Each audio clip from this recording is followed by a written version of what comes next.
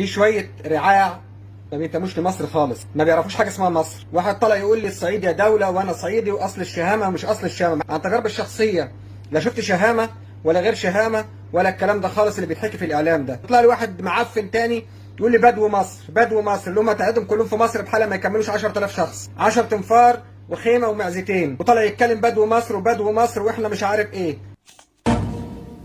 في ايه يا خرج ناقص يا شوية نهبين يا ربية الكبرهات ملعون ابو التخيل؟ في ايه يا ناس يا عار يعني مفيش احترام ياللي وجودكم وسطينا والله اكبر حرام.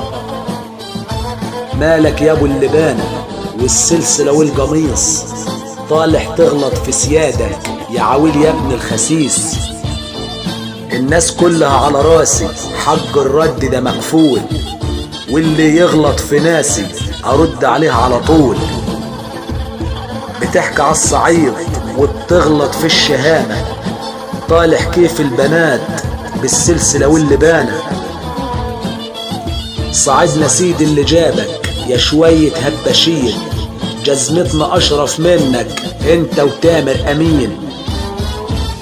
طالح تغلط في البدو يا عيال مالكمش لازم، اصغر عيل عنديهم يضرب ابوك بالجزمة. طالح تغلط في سيادك بدو مصر الاصيل، الشرف والكرامة يا جبان يا ابن العويل. البدو ادب وعزة رجالة دايما تسد، يعني نصور الصحراء عمره ما خاف من حد. صعيدنا ما تعرفوش شعب طيب وكريم، وانت هتعرف منين وانت رباية حريم.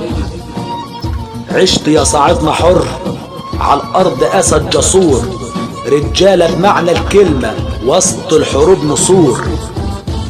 عشت يا ارض مصر وصعيدك طيب وغالي، عشت يا مصر حرة وصعيدك دايما في العالي.